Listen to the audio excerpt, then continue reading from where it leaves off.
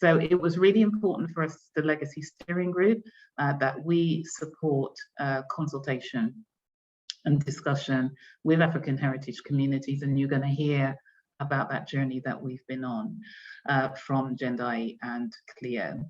So I'm before I quickly pass over, we've got some music and entertainment at around 7 p.m. We are going to split it up because, like I said, there are 14 recommendations under 5 themes. There's a lot to get through. There's a lot to unpack. And I know you're going to have lots of questions for us as a result. But thank you, all of you, for taking the time out to join us this evening for tonight's launch. And I'm now going to invite Jendai Sewa, who was leading this work, whose idea it was, who came up with the concept of Project Truth alongside Cleo, to take us on the journey. Over to you, Jendai.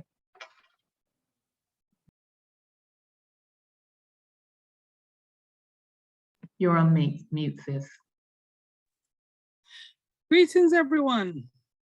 I hope everyone is well, and giving thanks for your listening here this evening here, and larging up the brothers and sisters from Bristol community.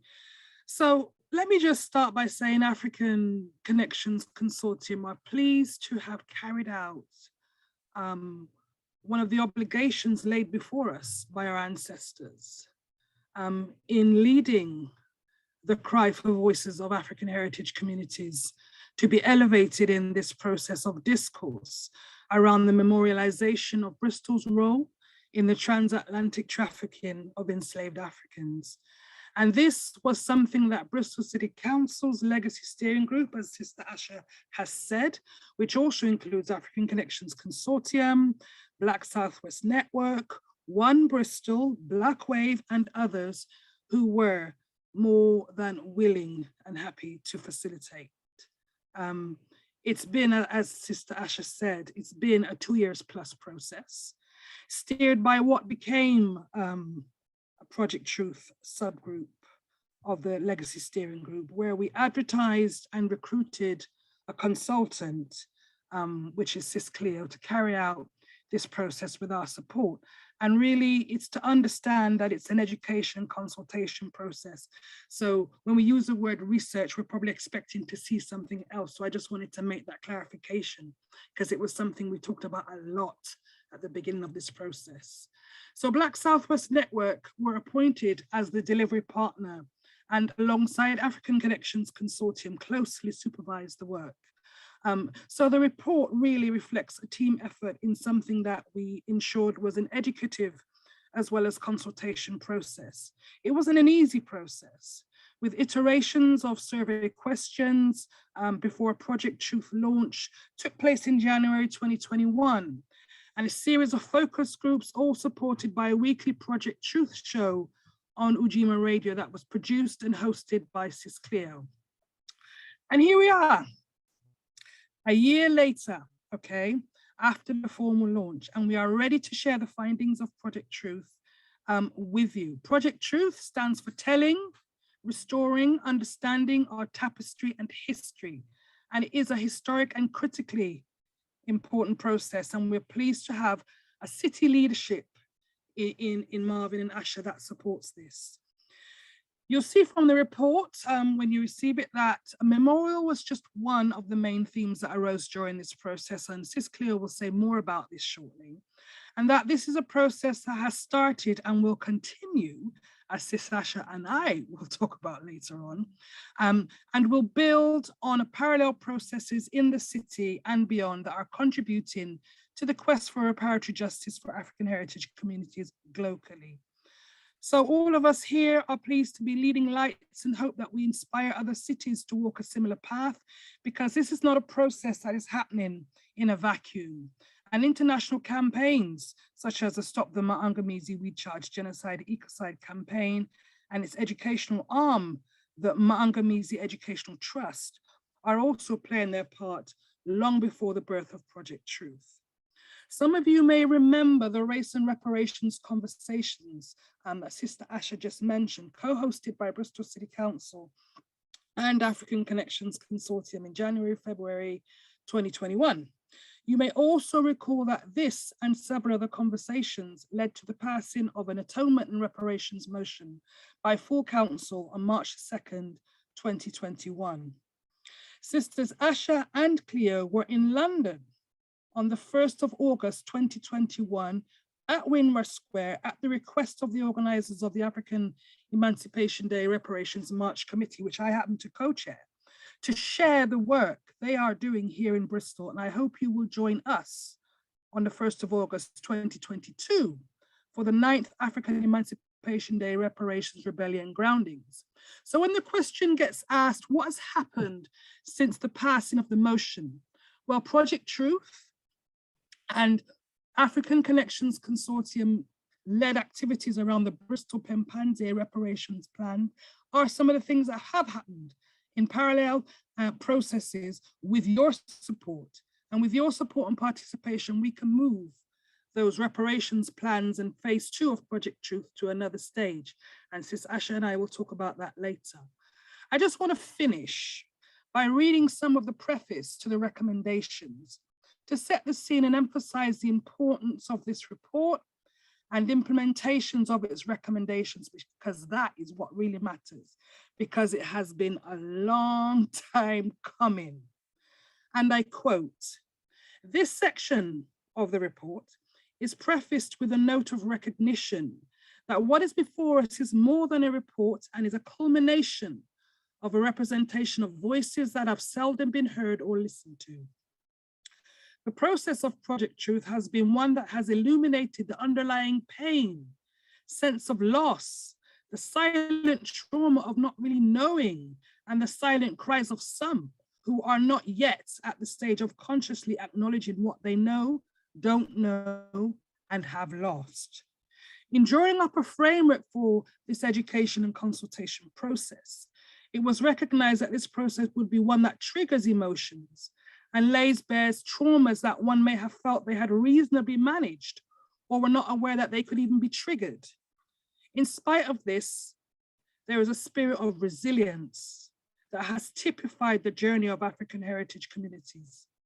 There is a pride tinged with embarrassment, but trumped by a spirit of strength and determination to recover a true sense of self and belonging to a past that was stolen and distorted. There is an expression of desire to heal, to restore, to remember, to learn, and ultimately repair. The roadmap for this remains unclear for many, but we here hope that the recommendations that follow will go some way to creating a roadmap alongside others, not just for African heritage people in Bristol, but can serve as a wider contribution to repairs of a people worldwide who have been impacted by this history. So I want to thank you for your listening ear and pass back to Asha. Thank you for listening. Thank you so much, Jendai. And like I said, we have a really kind of packed 2 hours. So without further ado, I am now going to pass you over to Cleo Lake, who led on Project Truth, and will set out for you the recommendations and actions that came from our communities. This is what they said. Over to you, Cleo. Thank you. Good evening, everyone. Thank you, Asha. Thank you, Jendai. And also mention to the other Legacy Steering Group members, and particularly the Project Truth Steering Group members, namely Ruth Pitter and Tunga Witter. So thank you very much. It was an amazing team effort, and also with support from Black Southwest Network. As you heard, my job tonight is to take you through some of the key findings from the consultation for Project Truth, and also go through the recommendations. There will be opportunities for Q&A, and we encourage you to submit your questions in the appropriate tab / box, whatever. Okay, so I'm having someone else display the slides and we can get started now. Thank you. And I'll try my best to keep to time. Just wait for that full screen view to come up. And again, just to reiterate that these are leading into recommendations, and Project Truth, as you heard me, stands for Telling, Restoring, Understanding Our Tapestry and History. And just to reiterate, recommendations by African heritage communities on how the ramifications and legacies of Bristol's involvement in the transatlantic trafficking and enslavement of Africans, termed TTEA, should be recognised in the city. This research attempts to create a focus towards city repair and atonement, community repairs, family repairs, as well as the psychology of the city and African heritage communities, who continue to be disenfranchised as a result of this history, its ramifications and legacies today. It's part of a reparatory justice process where the past and present are connected in order to build a just future for posterity. So just a little bit about how we carried out Project Truth and the consultation methods, and a bit more about the timeline. I know we heard a little of this from Sister Jendai, but I will go through it again. So the timeline was a consultant, which was myself in the end, was recruited, and the background work was undertaken in November 2020. Then there was significant survey preparation. One of the methods to get the findings was through a survey. We had a launch event in January 2021, so just a year ago now, and then we launched the survey shortly after. As you heard, the concept of Project Truth was also to be able to educate and inform along the way, as well as doing a standard consultation. So we did have a weekly radio show, which commenced in February 2021. You can actually go back on the Black Southwest Network website and listen back to those radio shows. We had focus groups, and those took place throughout March, and the survey closed at the end of March. The findings, the report writing, and the recommendations took place between April and June last year. As I've said, as an education-focused consultation, this initiative began publicly with a launch event, and excerpts of that launch and further information, interviews, and explorations were shared through dedicated social media. There is a Facebook page, a web page on Black Southwest Network, and as I said, the weekly radio show on Ujima. So those were some of the ways that we tried to be more outreaching and to reach as many people as possible. In addition to the survey, there were also 8 focus groups to explore additional questions, and the aim was to appeal to various sections of the community. And the focus groups were as follows. There were 2 general focus groups, the first of which happened to be intergenerational and consisted of participants based in Bristol and some who were born in Bristol, but were also people from various different countries of origin. There were also 2 elders focus groups, 1 youth focus group, 2 small academic meetings, and 1 creatives focus group. And I should say these were all held virtually.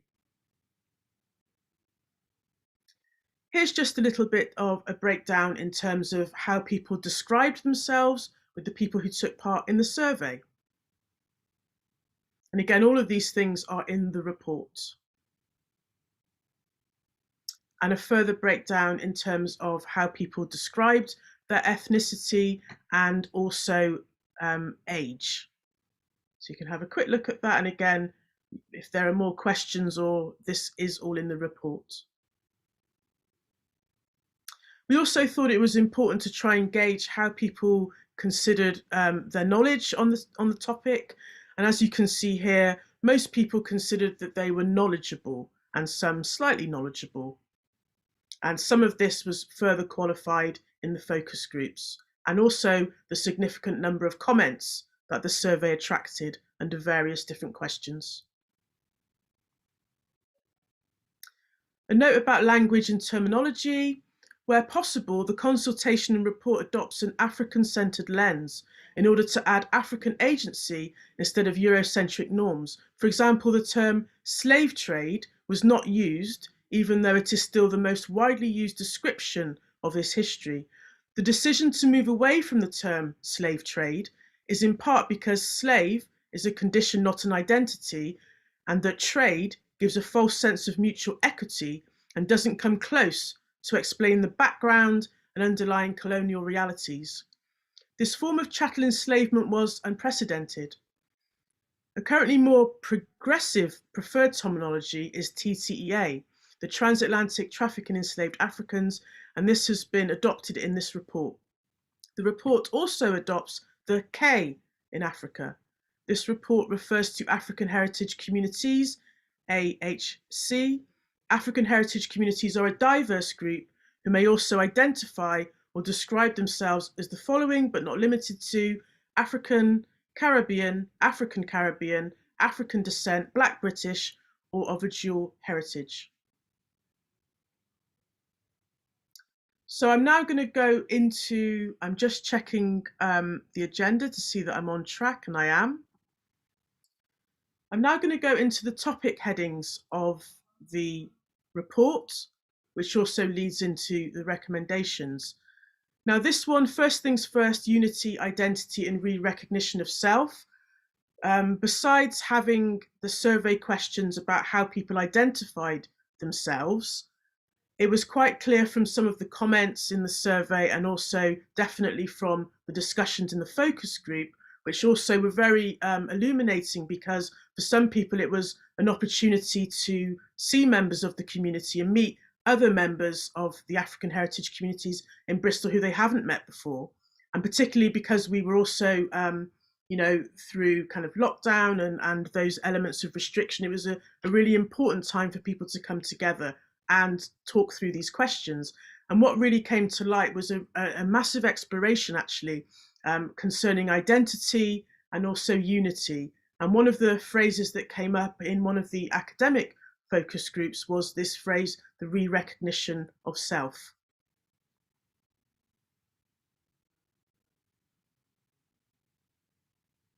And we can go into the next slide.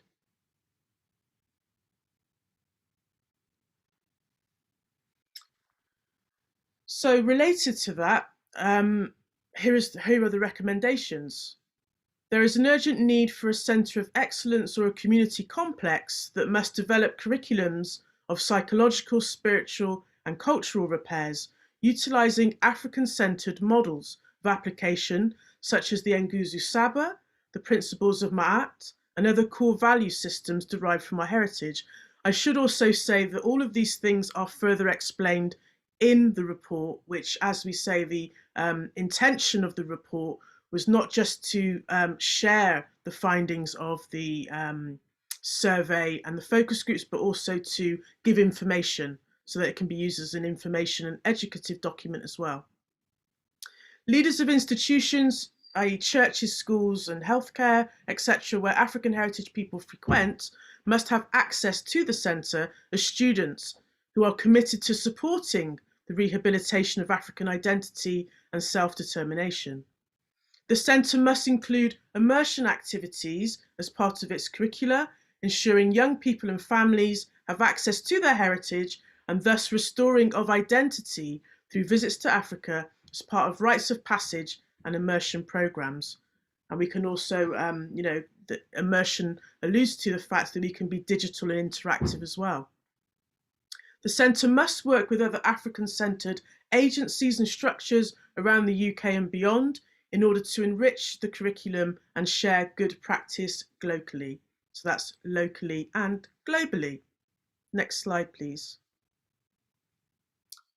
Here's just a taster of some of the content of the report. And we have here, we've reproduced here the African Pledge, which is something that you will hear, say, join in with at different cultural events through the year.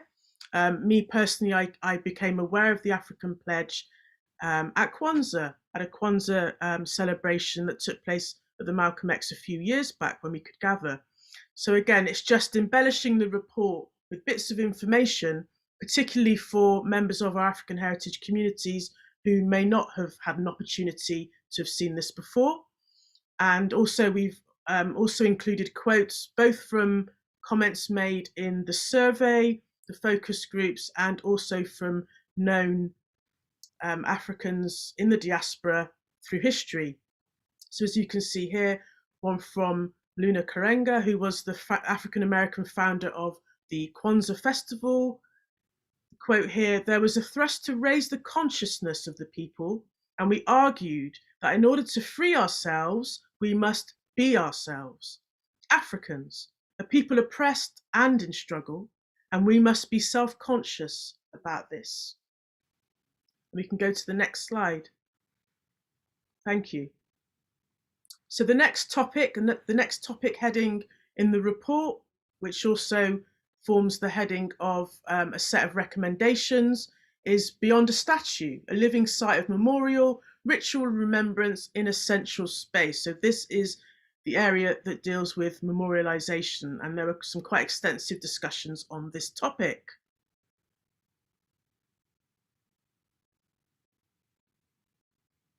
And here's just an example of some of the survey comments. So this was one that came through.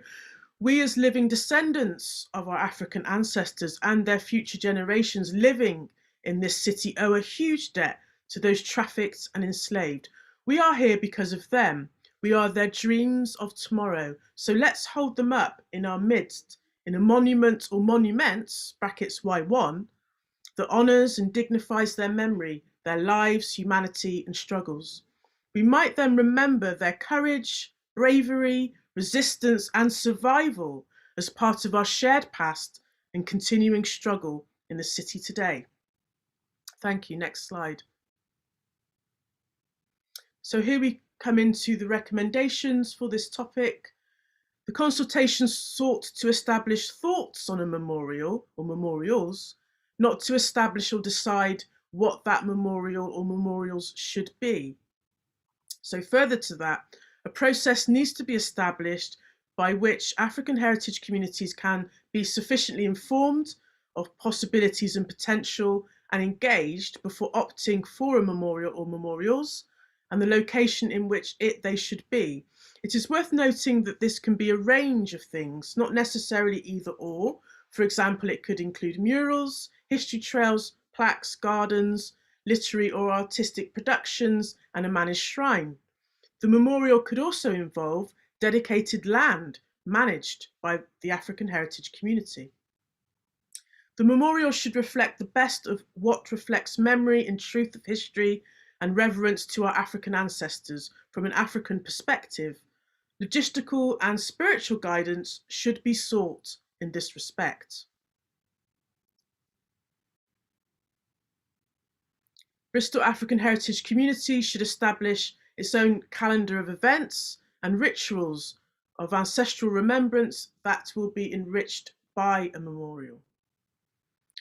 And finally, a facility available to all Bristolians and its visitors should be established to facilitate a place for learning, respectful remembrance, and provide opportunities for non-Africans to engage in work as allies in the quest for reparatory justice in fulfilment of the 4 resolutions of atonement and reparations motion that was passed by the full council in May Bristol last year on March the 2nd. Next slide, please. And I'm happy to see, although I can't read them yet, I'm happy to see a number of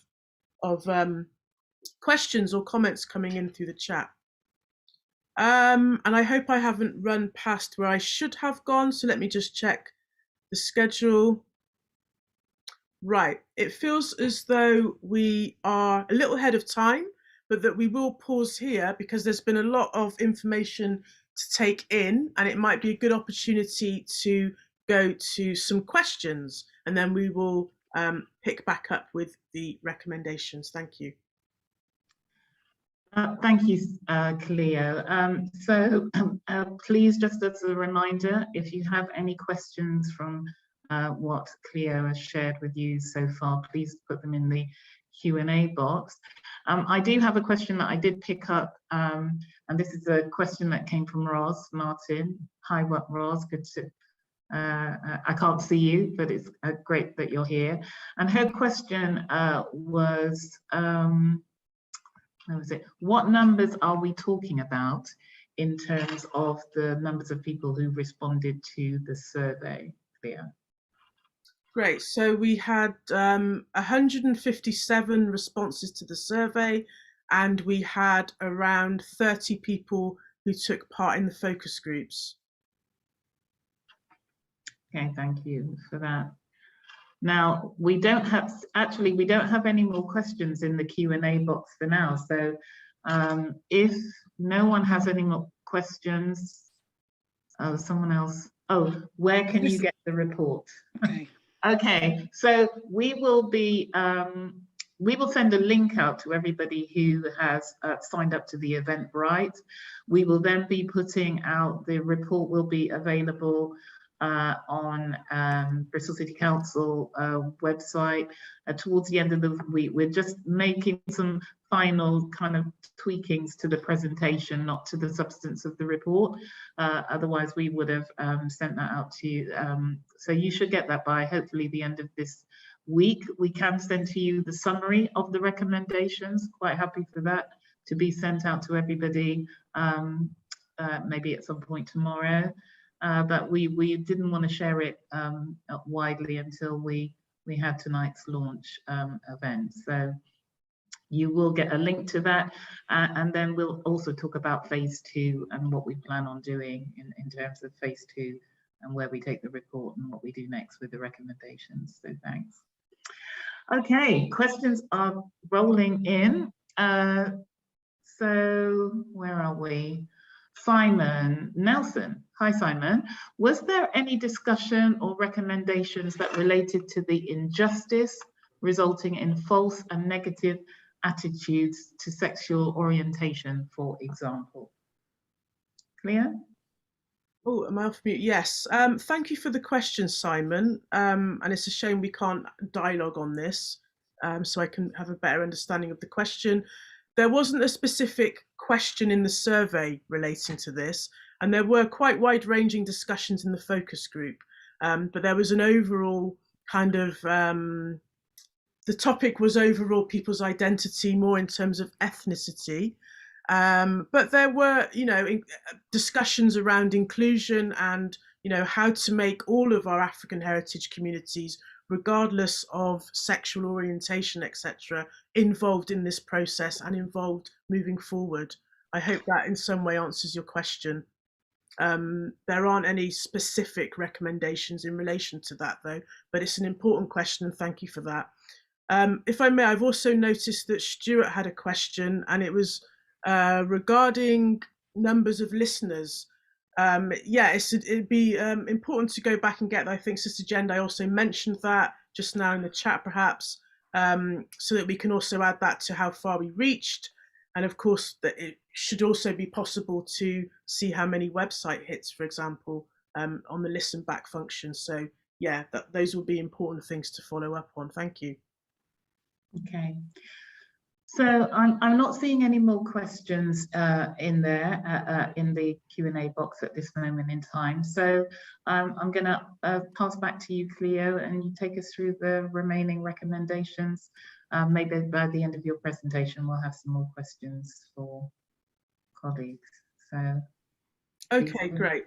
So the next topic is decolonization in action towards an African Heritage Centre of Excellence, or a Pan-African educational complex. So here's another quote from someone who took part in one of the general focus groups. What I think is important is actually the architecture of the city, the landscape of the city, because I think it's something like that we need to truly mark our contribution. And we tend to sometimes focus too much on slavery and forgetting that history, not just even before, but from slavery to now. Those are the ideas to me, that because we're doing two things, when we're going through those kind of ideas, for example, a building, something substantial, whether it be for cultural heritage or whatever, it creates employment, it creates all types of stuff, where the biggest memorial we could do for those who were enslaved is for us to survive and progress. Next slide, please. Underpinned by the survey question, do you think Bristol needs a permanent resource or dedicated facility that charts African history and its connection to the city? Responses and further exploration in the focus group showed that this aspect of development was key. Attracting 66 comments, many felt that a dedicated facility was long overdue. Next slide, please. Here's just something from the report here, which was another related question, which was how should longer term systemic legacies of enslavement be addressed in the city? And you can see here were some of the options, and people were able to, I think, pick 3. So we had some suggestions with well-resourced educational opportunities outside of school, by investing in African heritage community institution building, by creating equitable institutional power sharing mechanisms where voices of African heritage communities are amplified, by creating an established well-resourced facility to address social, economic and technological generational development, through local and global cultural reconnection activities. And there's also there at the end a series of atonement activities and conversations for the entire day. I think maybe for the entire city that should be. Okay, so next slide, please. Right, so this is now looking at the recommendation here, which is that existing community assets are resourced to become satellites of the African Heritage Centre of Excellence, or also termed perhaps the Pan-African Community Education Complex. We identified the Malcolm X Community Centre, Kwumba Centre, the Coach House and Docklands as potential satellites where a memorandum of understanding or partnership agreement can be established with them as satellites.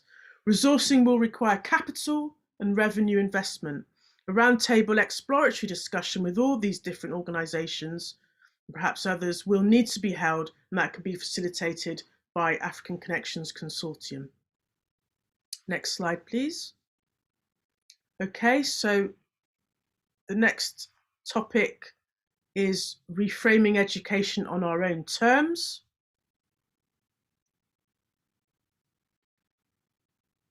And this is a comment made by someone who took part in one of the elders focus group meetings.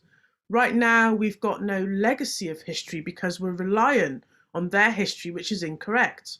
We need to create our own history and get our children and their children's children to plug into that to promote it. Then it grows like a tree. Okay, so in terms of education, reframing education on our own terms, building on our recommendations about engaging with institutions who wish to become students at the Centre of Excellence, there is a recognition that we should also influence existing spaces and meet them where they are in an effort to bring about substantive change and safeguard the progressive work being done within the Centre. We therefore recommend that the Centre of Excellence should establish AfriSTED, African Standards in Education, as a means of providing scrutiny and support for mainstream education, learning, training and health institutions. So AfriSTED, a bit like Ofsted, but with an African focus. Okay, and we actually come into our last chapter, which is accountability and agency. So here was one of the questions in relation to this category. How important is it that African heritage communities have a dialogue regarding addressing ongoing legacies with institutions such as the merchant venturers, families and corporations that financially benefited from the trafficking of enslaved Africans and from compensation upon abolition? And as you can see, most people thought that was extremely important.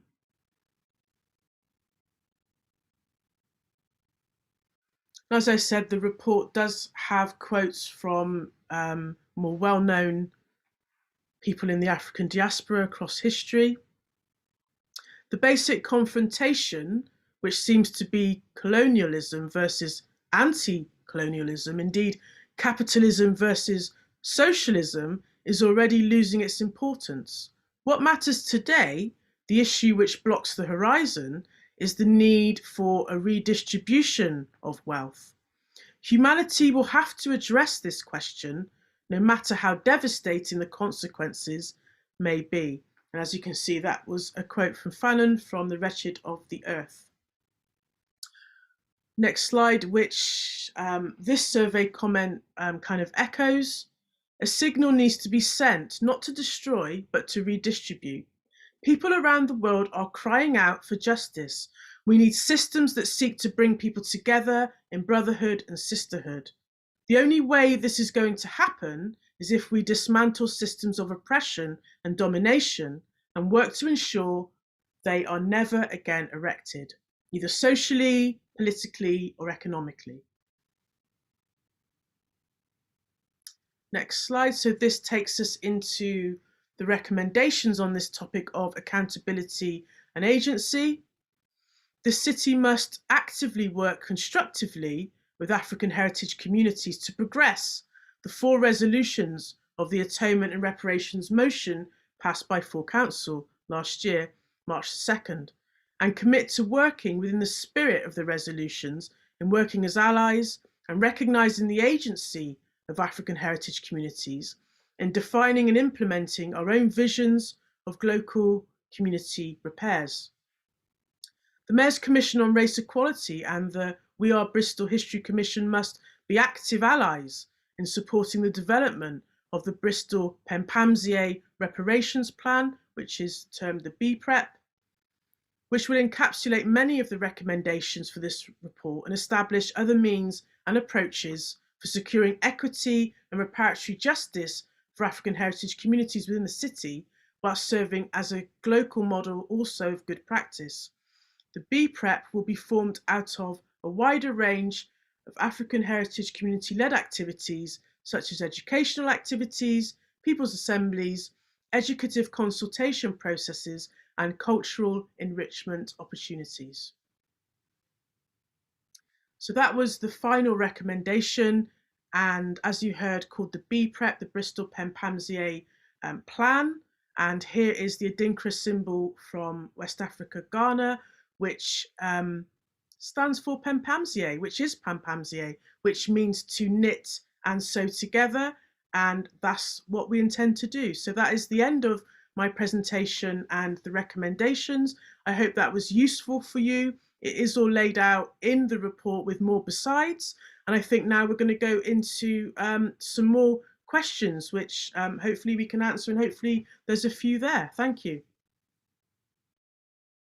Thank you very much, Jendai. And I know that for many who are watching and listening in, some of the dialogue that is being used is going to be new. People don't understand what is Pempamsier. So I'm going to invite Jendai in to just again maybe clarify.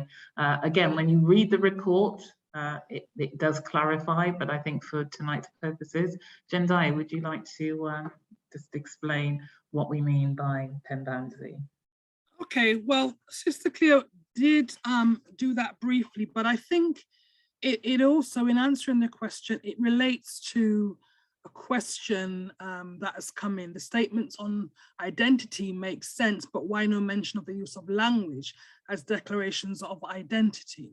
Now, language training seems an obvious route to developing cultural understanding, deepening connections, but it was not mentioned. Any reason why? Well, what we have done in this report is try to locate our own experiences and our intentions within the languages that we are reclaiming and getting to know. So we are reconceptualizing and inviting people to come to terms with words like Pempamsier, to knit and sew together in readiness, because it's about being prepared. The other reason why we're talking about the BPREP, being prepared to take responsibility for community self-repairs. So this isn't a passive process. It's one where we cannot sit on our hands or sit in our house and expect things to happen.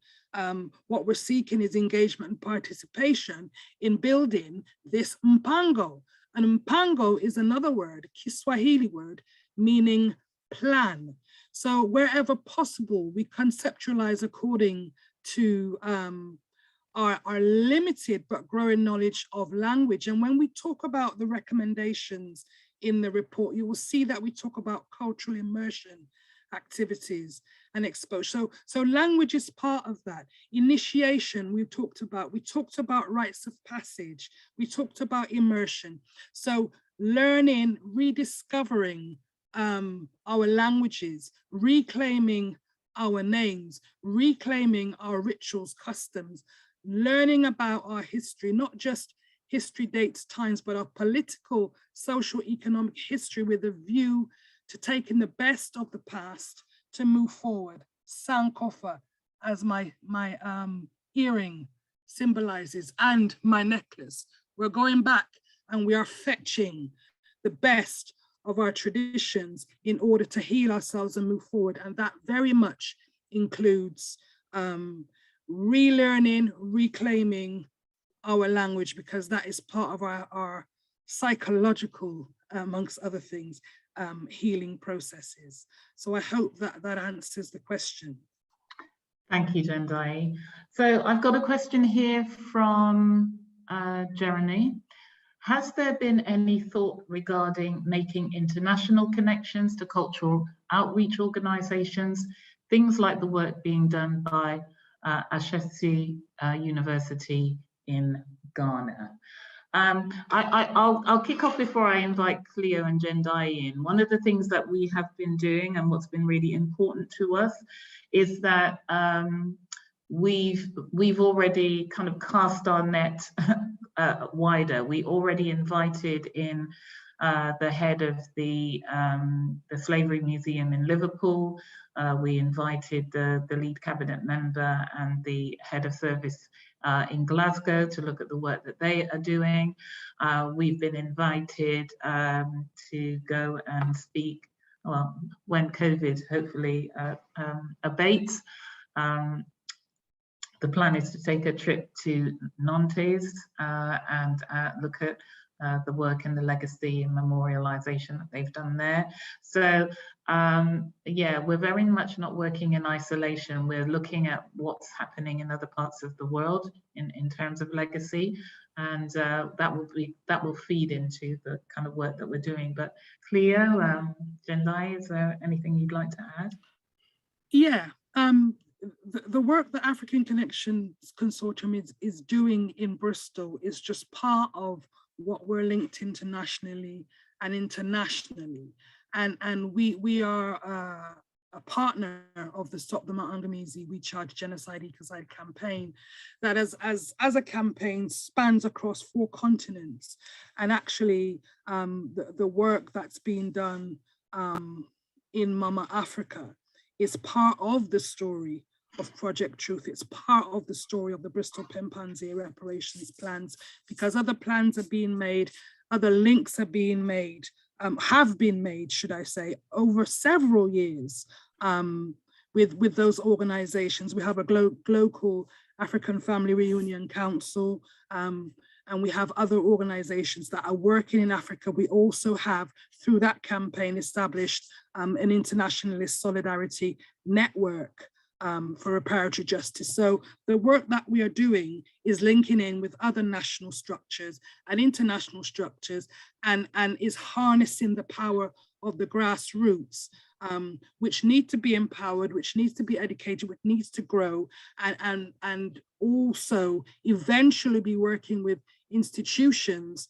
that are ready to kind of dump their neo-colonial approaches to stuff and work with us in truth and in spirit. Thank you. There's another question from Jeremy. The statements on identity make sense, but why no mention of the use of languages as declarations of identity? Language training seems an obvious route to developing cultural understanding, deepening connections, but it was not mentioned. Any reason why? So I think I dealt with that earlier, Sis, and I read that question out. Okay, so my apologies. I'm playing catch up here. Okay, so we will move on. There's another questions here. How do you tackle structural, institutionalized, systemic racism and discrimination? Well, we're not going to address it in this one report, I can assure you now. And I think what I would like to say is that, you know, over the 5 years that our administration has been in power, we have, without apology, I will tell you now, done all that we can to kind of address discrimination and racism that exists both internally within this organization, but across the city. And I have to say, I remember starting that journey 5 years ago and having to have those difficult conversations. A lot of people talk about difficult conversations being had following the murder of George Floyd, but let me tell you, I started those conversations, both myself and the mayor, with a whole range of different partners, and some people didn't want to listen. Some people didn't want to hear. Some people thought, yeah, maybe in cloud cuckoo land. But let me tell you, the data does not lie. And I think the efforts that we've made through with Strategic Race Equality Leaders Group, where we are working with all of the public sector organizations in the city to address discrimination and racism and underrepresentation, you know, is a testament to the work that everyone does in this city, because what you've got to remember, we have a very complex but quite comprehensive race ecosystem, and at some point we will also share with you an overview of what that race ecosystem looks like, who is operating in those spaces and places to address some of those issues. So there is no one, every person, every shoulder, we're all having to stand shoulder to shoulder. And remember, Black people cannot address, we can't eliminate racism. It's not for us to eliminate. That work has to happen with alongside and with our allies. You know, we don't hold the power. Well, some of us don't, but we don't hold the power or have the resources.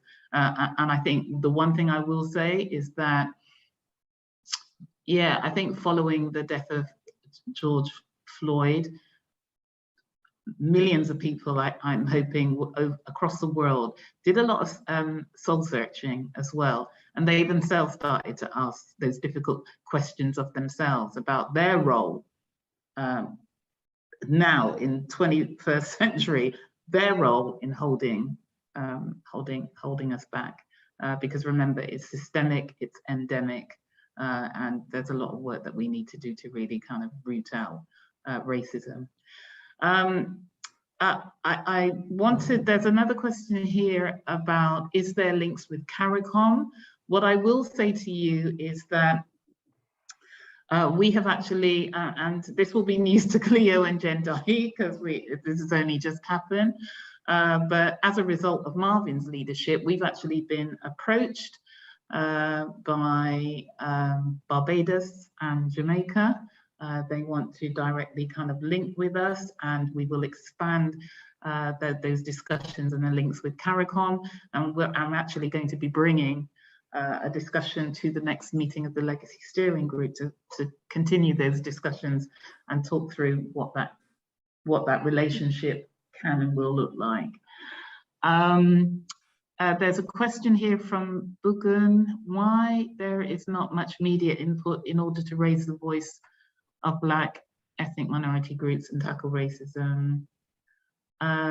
Cleo, do you want to take that one? I can only say that, of course, through Project Truth, as we heard, we had our own radio slot, and we still do work with Utilise both BCFM and Ujima in the city. But I think, you know, in terms of the launch tonight, we've been quite fortunate actually to have got quite a lot of mainstream publicity. You may have seen Asha and myself on Sunday Politics, just gone. And yeah, so it seems like the mainstream media has actually picked up on this quite heavily. So I do hope that these things could be redressed so that we do get that elevation and exposure that we need, and support therefore to make some of this happen. I think there's another question there as well, Asha. Okay, the other question is how do you deal with the racism and discrimination with the, I'm not sure what ASPF stands for.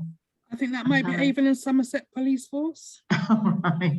How do you deal with racism and discrimination with Avon and Somerset Police Force and challenge their corrupt and racist attitudes and behaviours?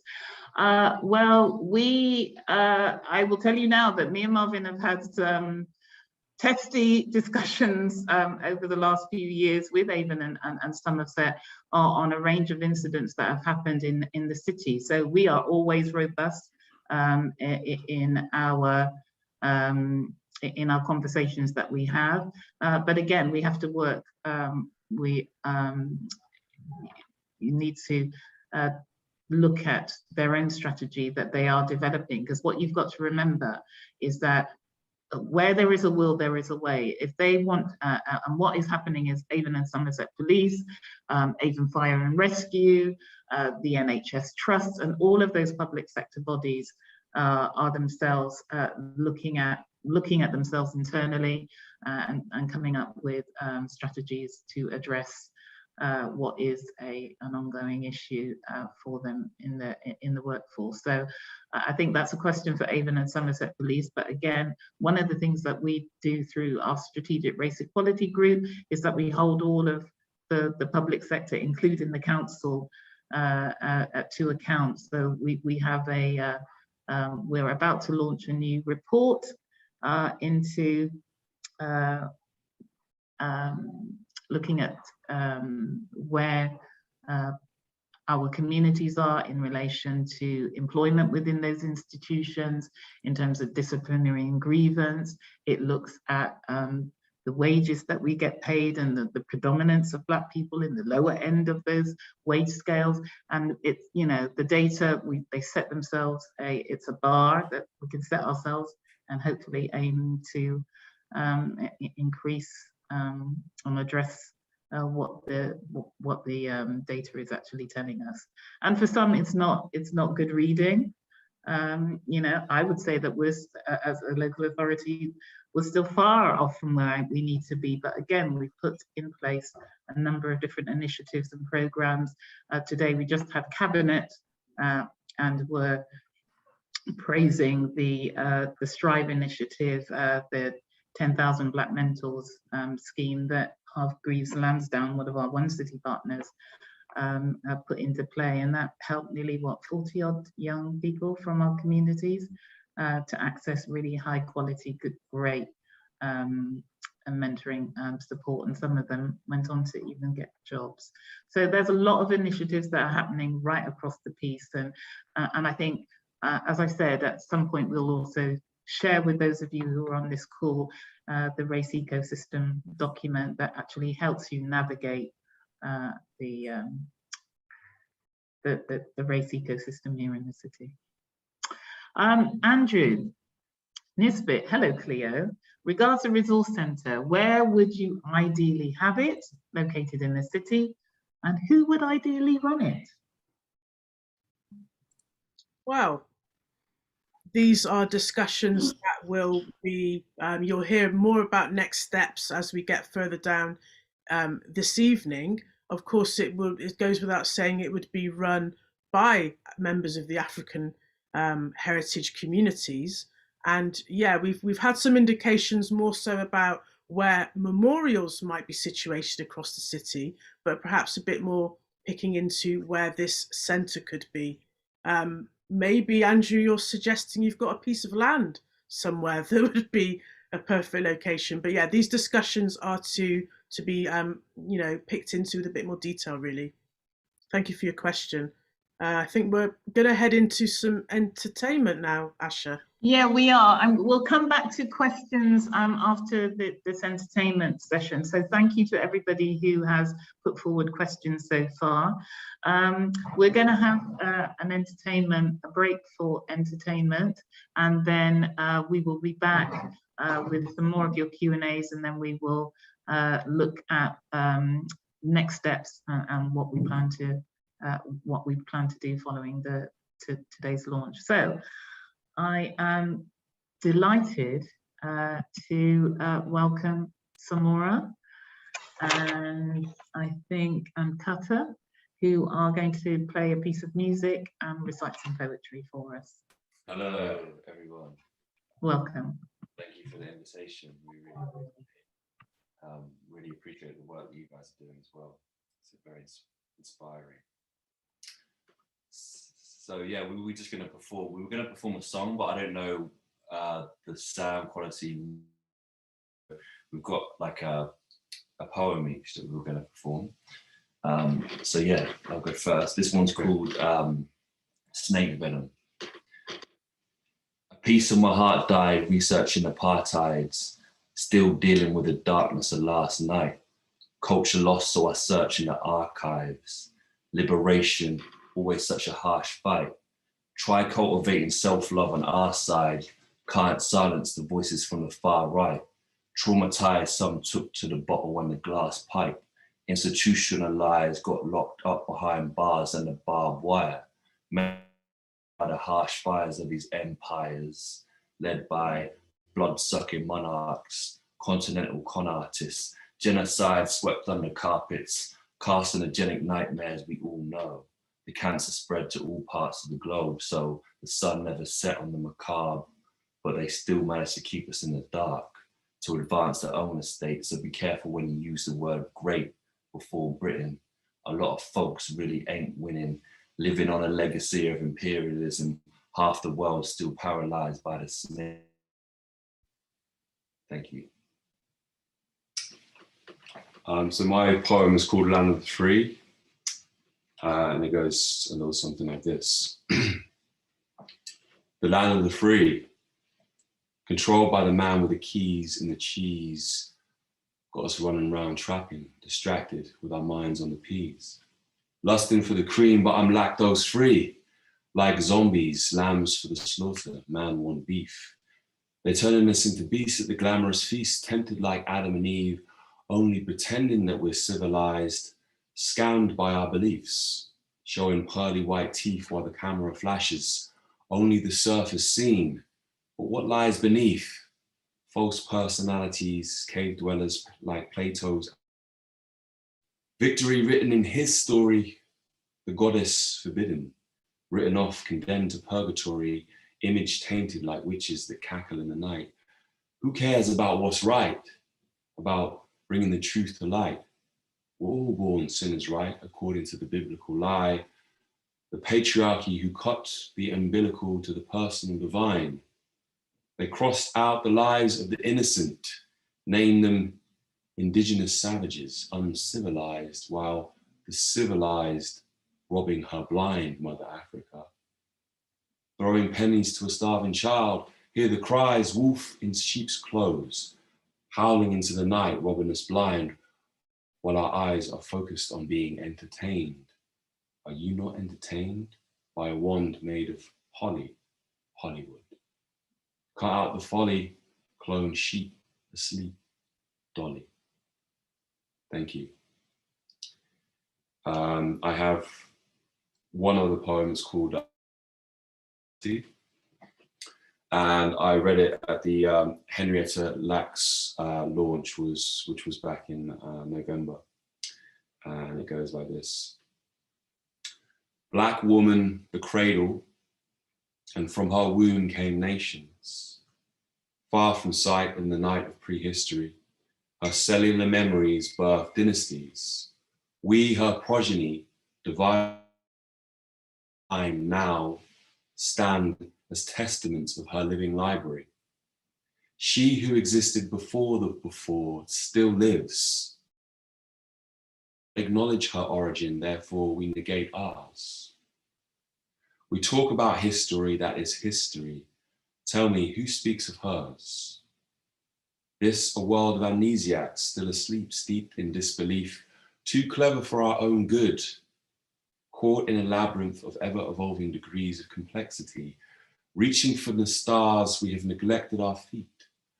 The vast circumference of her mystery, denigrated, placed in the trash with the rest of the junk DNA, push, alt, delete. Black woman is the genie in a genesis, creator, creation, created. Her cells regenerated in the myriad of races, the faceless face in all faces.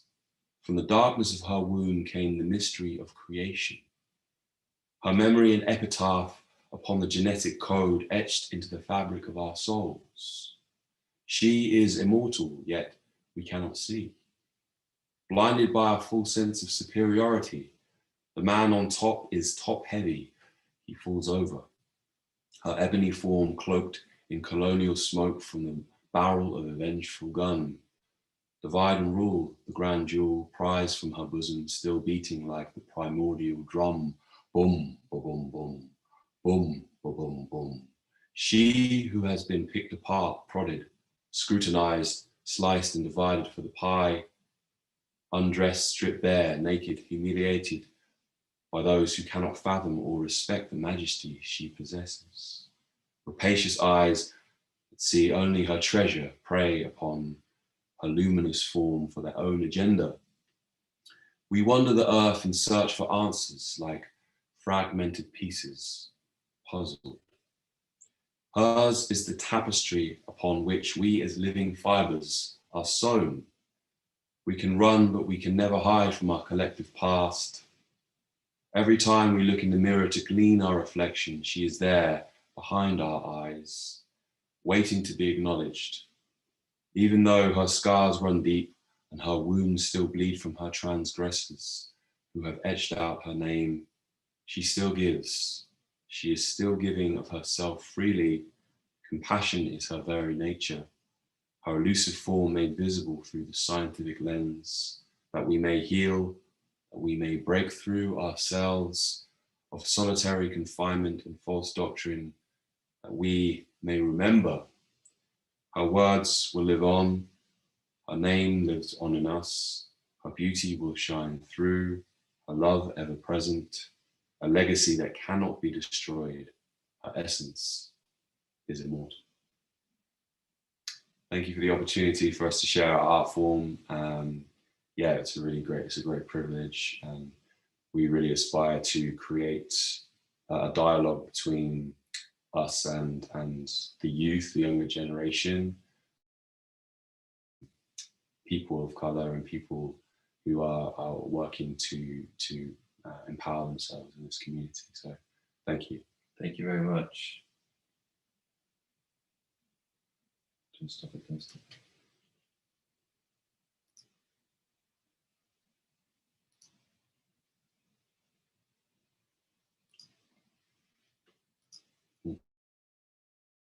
Yeah. Sis, you need to unmute. I know, sorry, apologies. Firstly, thank you, Samora, for your contribution this evening. Powerful words, powerful poetry, something to reflect on. I know I'm certainly reflecting on the content of that poetry. So thank you very much for that contribution. We're now going to move on with the Q&A session, and I'm also going to invite if anyone has any reflections. Like I said, I know you can't kind of come in, it's not the normal kind of Zoom session where you can come in and speak, but again, if you have any reflections that you would like to share, please just type them into the Q&A box, and I'm more than happy to read them out and share them with others. And yeah, a big up from Paul Hassan. Wonderful poetry, guys. Inspiring stuff. So I'm going to go back to questions, and we had a question from Stuart Taylor, and that question was, do you anticipate or plan to engage 365 Bristol, Bristol Beacon, 24/7, Bristol Ideas and other partners in the forward motion of Project Truth? Clear. This project is open to partners. In fact, I think you'll hear more about that in the next steps. And I would say everyone is welcome to get involved in supporting African heritage communities in our quest for our development and for the things laid out in Project Truth. So that is an invitation. And of course, it will be important to collaborate and work with various stakeholders across the city and beyond to realise this vision. Absolutely. Okay. Another question from Jagu Akinshagan, a great friend and colleague of mine from way back. So hi, Jagun. His question to the panel is, do the panel agree that the redistribution of wealth should be the highest aim of the Truth Project? Shouldn't we be asking for more specific efforts to address this issue, which cuts across all the others? So I'm happy to kick off with that, Sis Asha. Yeah, please go ahead. There are a number of strands to this, and they're all going to converge, and they all relate to community wealth building. In fact, it was one of the resolutions of the Atonement and Reparations motion. There are only 4 resolutions within that motion, and one of them is around community wealth building. Some of you may not have been aware, if you didn't attend the Black Southwest Network AGM on the 20th of December last month, the theme of that AGM was around community wealth building. You may not be aware that within the African Connections Consortium and the Bristol Pempanzé Reparations Plan, that building a cooperative economic model for a political economy is one of the key pillars that we are looking for to develop within the plan, that would support the development of a Pan-African community education complex. And when we say a Pan-African community education complex, we're not talking about just buildings. We're not just talking about satellites within buildings, and we're not just talking about Bristol. So I can say more about how you can hear more about that when I go on to next steps. So we have to understand what Project Truth has set out to do, and it's asking specific questions, and other issues have come up. The particular focus was around this issue of memorialization. Sis Asha said there are a lot of disparate activity in the city. She brought them together, brought in community voices that formed the Legacy Steering Group, and we began to look at this. And what we have talked about is legacy within that, and that has come up as a theme within the report.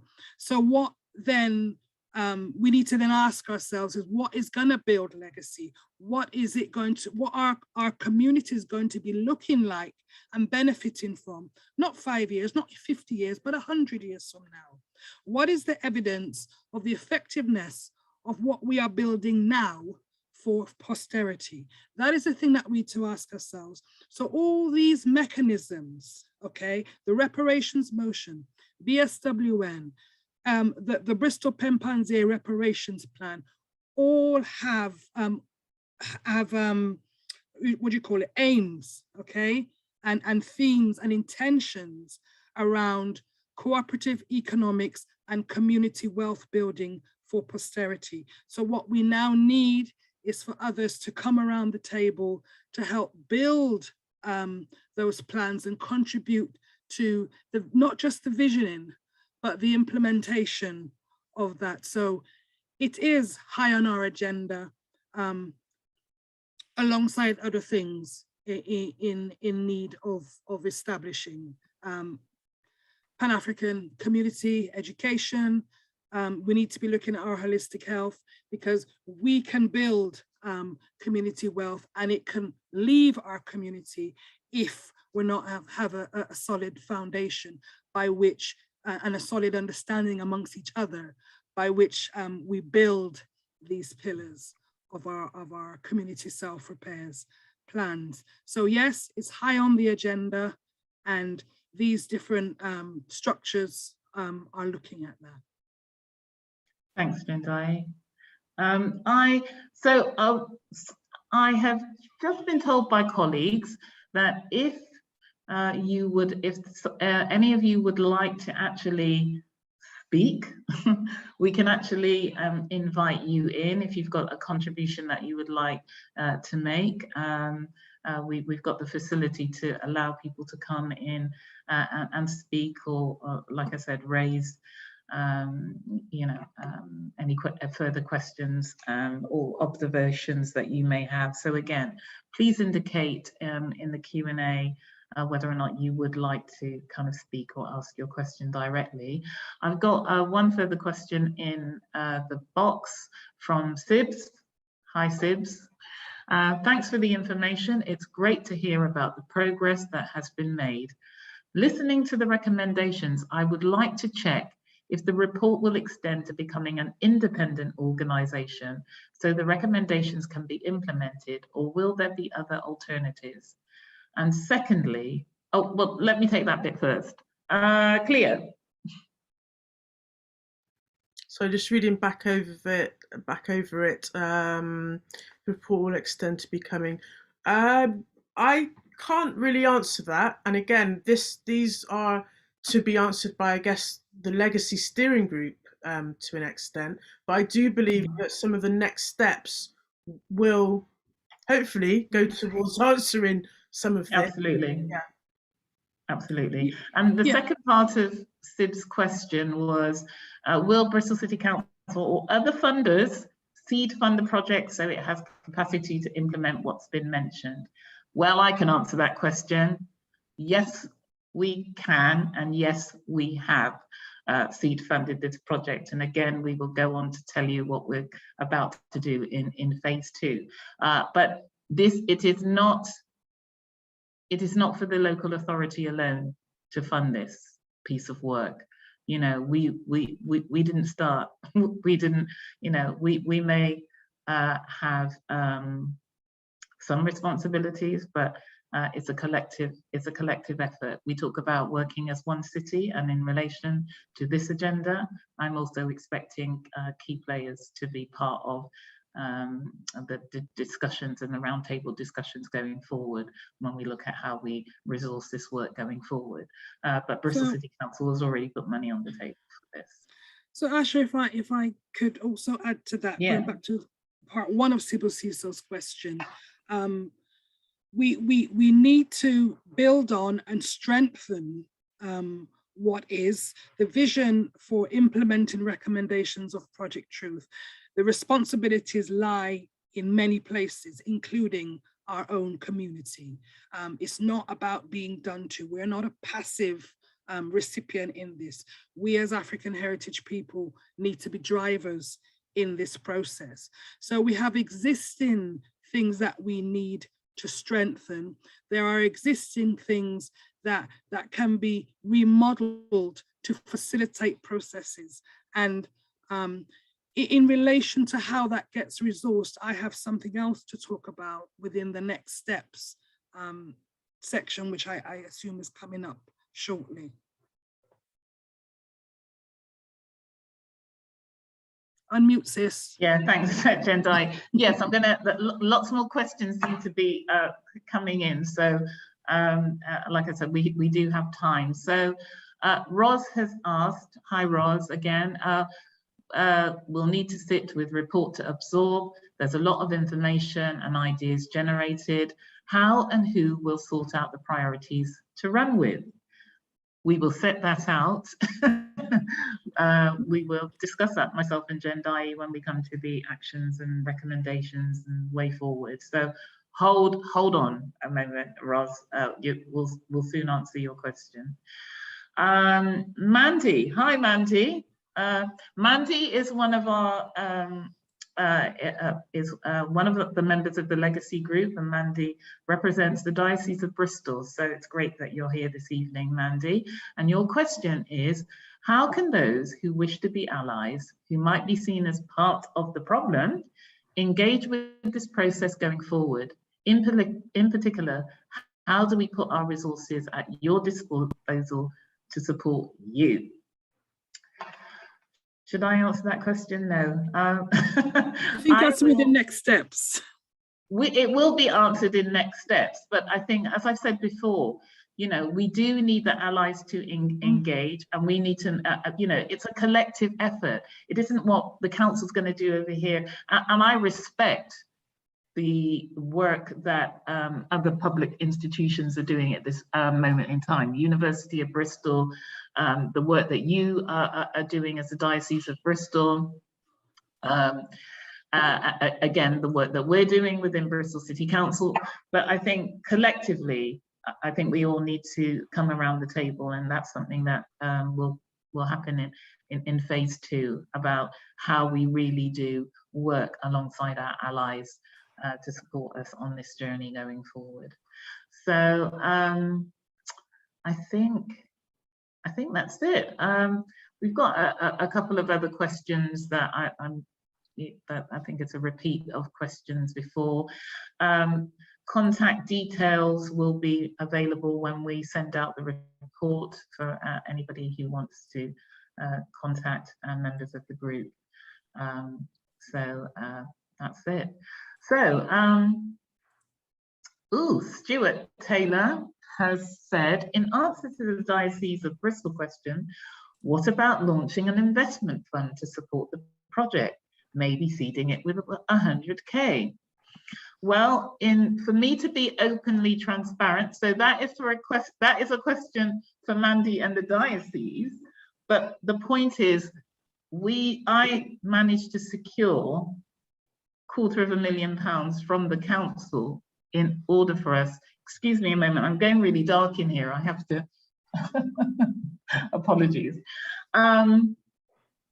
Yeah, I secured £250,000 from the budget proposals that we had last year when we were setting the budget, to enable us to move forward on the work that we needed to do with Project Truth. That's the only money that has been put on the table, and like I said, Diocese wants to kind of add that to the pot, a legacy pot, and more than. But we need to have that conversation. Yeah. But I don't always think it's just about money. We shouldn't just be driven about money. We need to be clear what we're going to use the money for. That's what's really important. And as we said, we are not looking for one solution, a memorial. We could be funding and supporting a whole range of different initiatives and projects, you know, that we want to celebrate across the city. So I don't think we have any more Q&A at this moment in time. I'd really like to thank everybody for your questions and answers, and I'm sure you're going to have more once we release the report and you get an opportunity to sit down and kind of read it through from cover to cover. But I'm now going to talk about kind of our next steps and what our plans are. So, John, can I ask you to move to the slide on next steps in terms of Bristol City Council and legacy, and then I'll hand over to Jen Dye, who will talk on what African heritage communities will be doing.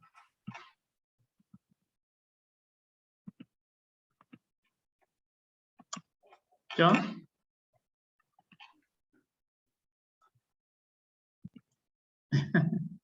Where is John? Has he disappeared? I think he's Bristol Museum 2. Okay, Bristol Museum 2. We need the slide with the the actions and recommendations, please. Thank you. I think it's coming. If it's not, I can try and do a. Yeah, if CCI is not in the room. Okay, let me try and do a screen share. Here it is. Yeah, and hold on, I'll just do a, how do you do the, oh, here it is. Just give you the slide. Hi, I'm hoping everybody can see this. So in terms of next steps, so as I said, we will, the report is done. We will send it out to all of you over the coming days. We'll send a link to the PDF report, but we can initially send out the executive summary that we have. within the next 24, 48 hours, and then the final report you will receive towards the end of the week. As I said, we're just making some minor little changes to the report, but we did not want to delay the launch, but it is ready. So what are the next steps? What do we want to do next? Well, the council, along with the Legacy Steering Group, working with partners, so anyone and allies and organizations who want to get involved. We've obviously launched the report, and we will be disseminating the report really widely. We want to then hold a roundtable. So great that Andrew kind of raised the question about, you know, what do we need to do next? We want to hold a roundtable with funders and key city partners to look at the recommendations and actions in the report, and to hear from them what they feel they can do, what their contribution could be, or we can help work that through with partners. So that's something that we're definitely going to host over the next few weeks. We are going to seek additional funding, because obviously most of the recommendations comes with, you know, a price tag. Okay, it's not for free. So, but we also know that not one institution and/or organization is going to be able to fund it all, and so we are going to be appointing a legacy project officer. As I said, Bristol City Council already put funding into this work to fund a project and other and support this work going forward. So we will be appointing a legacy project officer, and they will work with the legacy steering group and others on developing an action plan and a clear plan and strategy that comes out of this report. So the report is there, but I think, you know, it's kind of like, how long is a piece of string? People are going to want to know, when are you going to do this, by who, but by when, etc. So we will be looking at working on that. And again, it will be inclusive, not exclusive. So it won't just be in the gift of the legacy steering group themselves to kind of do this work. I think I'm very much into co-creation. So we will be looking at that model and inviting everybody in to kind of help us design and work that through.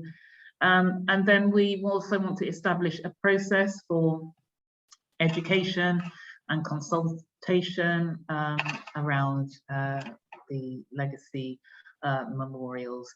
Again, we have a number of organizations and key stakeholders and projects in the city already, and I think it's important that we look at how we can bring all of those together and further consult with not only African heritage communities, but then in turn the wider city on what that legacy, what those memorials will look like. And down the line, we will make a decision on, this is what people are saying that they want, this is how much it's going to potentially cost, where are we going to get the resources to enable that to happen.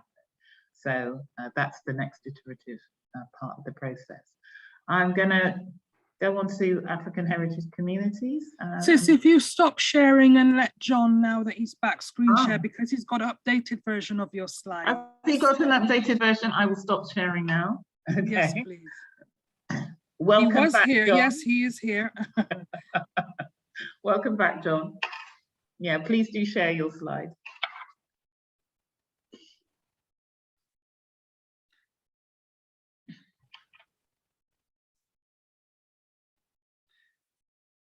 So I think people can see from Asha's slide that there's slightly some updating there. One of the key words in Sis Asha's slide is this: seek additional funding for delivery of some report recommendations, not all, because there is a need for a level of community responsibility around some of this.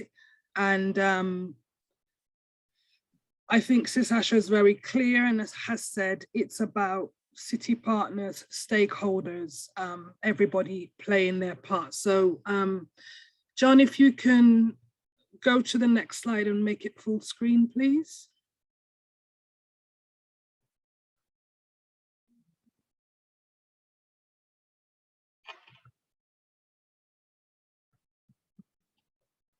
He is still here, isn't he? I am. Is it not full screen, Jendai? I'm sorry. No, No, and I it's need not. to see the next one. Click on that little link at the bottom of the screen. That might help. John, could you just move to the next slide anyway if you're having problems with the... Yeah, because I can see it. Hopefully We can others see as well. it. We just wanted full screen. But could you Okay. do... Or are you freezing?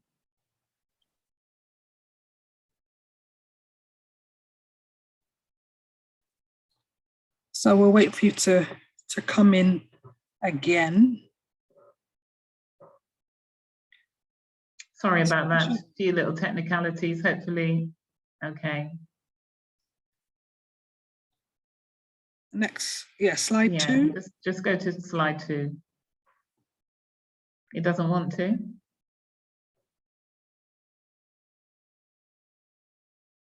Okay, we're on slide 2. I don't think it's... Okay, so this is something I continue to stress because what we have been doing in the Legacy Steering Group, as well as what Asha is talking about, we're talking about a division of labor and responsibility.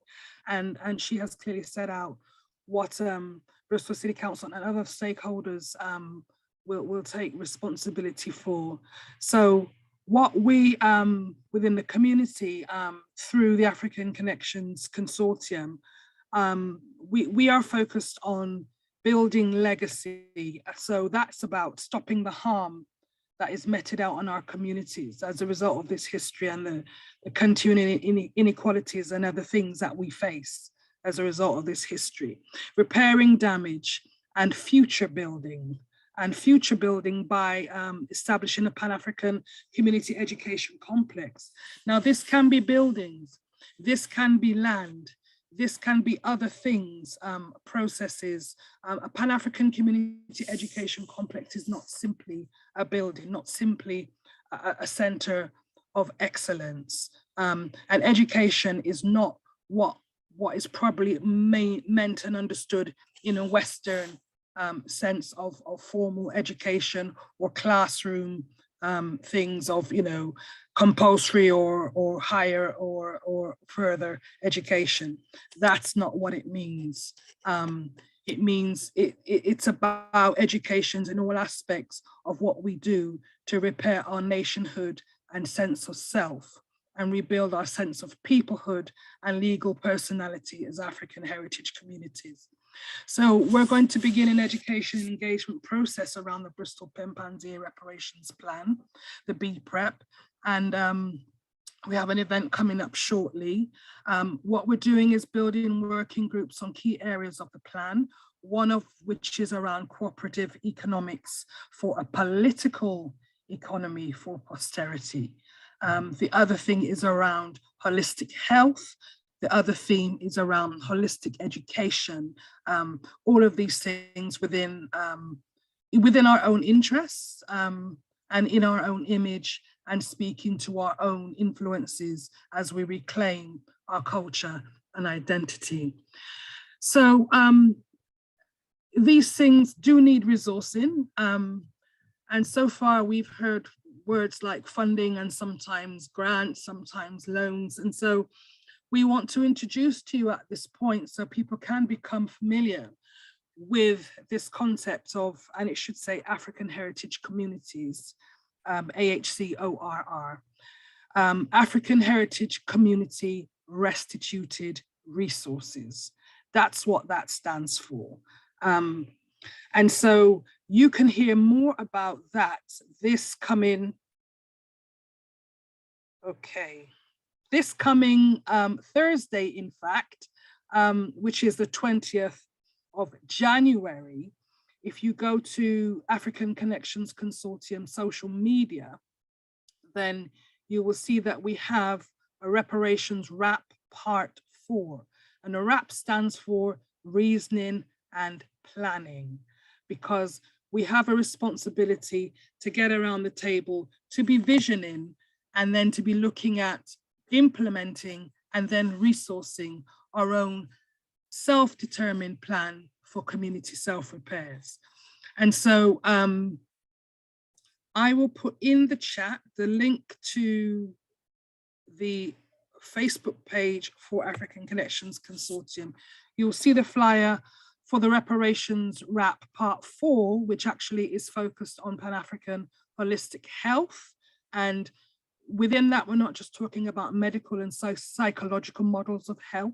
We're also talking about political and economic health and other areas of health that strong nations need to acquire in order to be able to thrive and protect themselves and fend for themselves. Because right now, as a people, we are quite powerless and quite dependent on other structures and institutions for our very survival. And these are the very institutions that we face racism and discrimination from. And then following that, in February, we're going to have another event which brings together the recommendations for Project Truth, because there's a lot of crossover with Project Truth and some of the elements of the Bristol Pempanzier reparations plan. So we've got an event this Thursday, and it's going to be online on Zoom. And when you go to African Connections Consortium social media, that's Instagram, Facebook and Twitter, you will see that the joining instructions are on the flyer, the ID and the passcode. So you don't need a link. And so that event in February will bring together the Project Truth recommendations and the Bristol Pempanzier reparations plan at the points at which there are synergy. But I want to do a further, if you can go on to the next slide, please, John. I want to explain further what this ACOR is, because we have, as I said, talked about, I think John is probably going to come, oh, he's dropped out completely. African Heritage, Community Restituted Resources is not something that relates to grants. It's not something that relates to loans. It's not something that relates to funding. It's not something that relates to African heritage people having to account to other bodies for their own community self-repairs resources. What we are talking about, and this relates to a question that Reverend Mandy Ford asked earlier as the head of Diocese of Bristol. What we're talking about is having resources that belong to us, resources that have been gained through the unjust enrichment, as a result of this history of transatlantic trafficking of enslaved Africans and the ensuing wealth and privilege that was amassed as a result. So basically, we are saying, this is not a grant, this is not a loan, these are our resources and we want them back in order to fulfill our Pempanzier reparations plan. And it's not something that we can be expected to report to the diocese or the merchant venturers or the city council every 3 months in a quarterly report and what we are doing, and for them to say, you're not meeting objectives and we're going to take our money back. This is why we cannot have funding and grants models for our reparatory justice work. We have to have our own resources restituted back in our community to do our own work on our own terms. So it's not compensation either, because you can't be compensated by somebody giving you money that belonged to you in the first place. So I just want to make that clear, being as John has dropped out again and has dropped out the slide of the explanation of what African Heritage Community Restituted Resources mean. So I hope that that gives everyone a flavor, because that is something that we have to come to terms with in our vocabulary, because there's a lot of short-termism and there's a lot of accountability and monitoring and all kinds of structures that exist within funding and grant models. This is not appropriate in a reparatory justice context. What is appropriate is that our resources are returned to us for us to do our work and build our plan for community self-repairs. And this is unconditional. So that is African Heritage Community Restituted Resources. Asha. Thank you so much, Jendai. And I know some people are going to need to wrap their head around what you've just explained, but again, that is explained in the report. And I think going forward over the coming weeks and months, hopefully people will understand what it is we are trying to, our communities are attempting to, how we wish to repair on our terms. Because everything is on everyone else's terms. Yes. If I can just say one more thing, because there is a tendency for institutions, organizations, companies to tell us what they can do and what they can provide. And there hasn't been any dialogue. There's been a massive assumption about what communities need. Oh, let's just give them 100,000 or 500,000. You know, actually, that's a very paternalistic, neo-colonial way of engaging with this particular agenda. So there has to be consultation before you basically free up our resources back to us, not according to what you think you can provide, but according to what the community agenda has set for itself. Thank you, Jendai. And I can see from the chat that people are very much in agreement and like that explanation and the proposed way forward. So we're now at 7:45, and I am now going to be bringing the launch to a close. We are going to end on a video link to one of Bristol's very own songstress, Celestine, who's going to take us out with her music, Fly. But before I do so, firstly, there's a lot of people that I need to thank, and I'm just going to do it right now. So firstly, I want to thank Jendai, Ruth, Cleo. I want to thank members of the Legacy Steering Group. It's been a slog these last couple of years. It's not easy, particularly when you're wrestling with an issue like this. But I, thank you to everyone who has put their support behind this work, and we're now in the position where we are to kind of unleash the report onto the city and the world.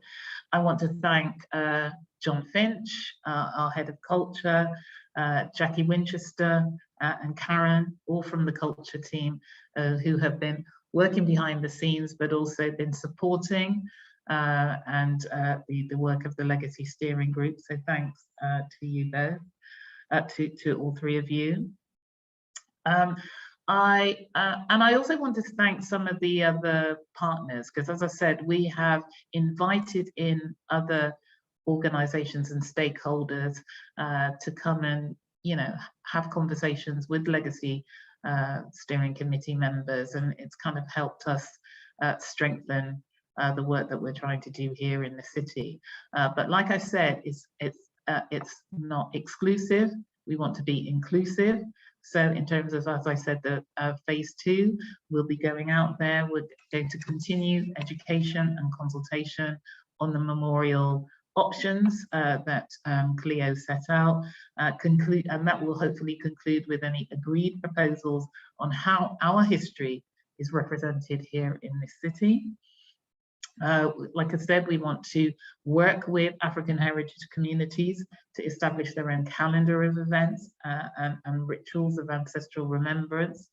But also very importantly, bringing together a roundtable of stakeholders and allies in the city to help us progress not only the proposals around memorial, but also to look again at how we address the resolutions that came out of that were passed as the reparations motion back in March last year. I'd like to thank each and every one of you for taking the time out to join us this evening. Thank you so much. We will make sure that we send, for those of you, I'm sure all of you signed up with Eventbrite, so we will send a link to the PDF full report, but we will send the, as I said, the summary document will be out hopefully within the next 24 hours, maybe you should get that, and then the bigger report. And then we'll also keep the city informed. You talked about having relationships with all these other allies. You know, if they're interested, you know, the door is open. If people really want to really address this issue in the city, then I don't need to be doing any chasing, but the door is open for anybody in this city to have that wider conversation, for key stakeholders, businesses, organizations, and those who tell a story, but tell the true story, because that's, for me, that's also what's really important, that whatever stories we are telling in relation to TTEA, then those stories need to be a true reflection of how we feel as African heritage people, but also like I said, the contributions that our ancestors and going beyond slavery and even up to today, the contributions that we have all made here in this city to make Bristol the city that it is. So thank you everyone for coming this evening, and I'm now going to, we're going to sign out with Celestine Walcott with Fly.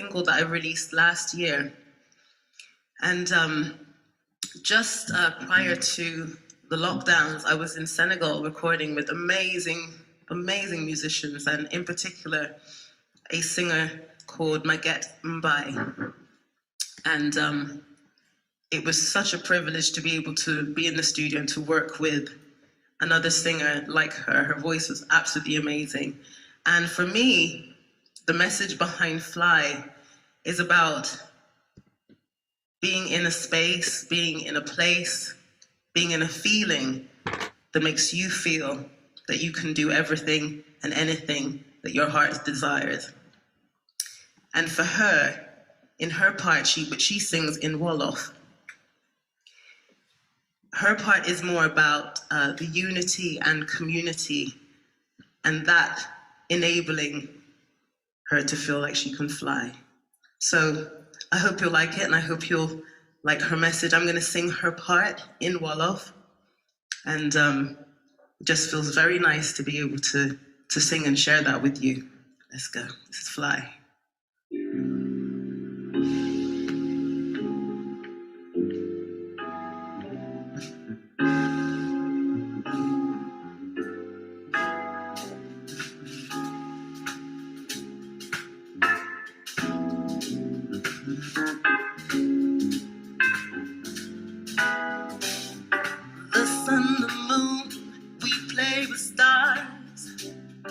My heart, my soul knows where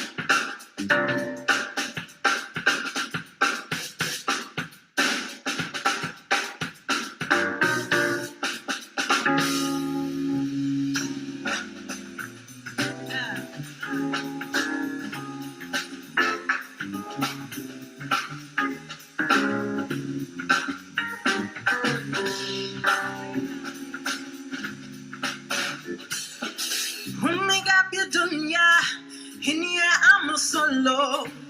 Omega be dunya, gisne mene ye Fatima. Dunya big yara findo. Neki nanga mum se ba, hula lila ne. La la la la la la la la la la la la la la. La la la la la la la la la la la la la la. Ooh, and I will fly. I will fly. Yeah. I will fly.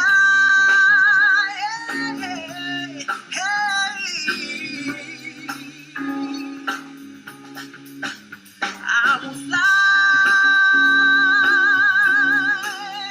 I will fly. I will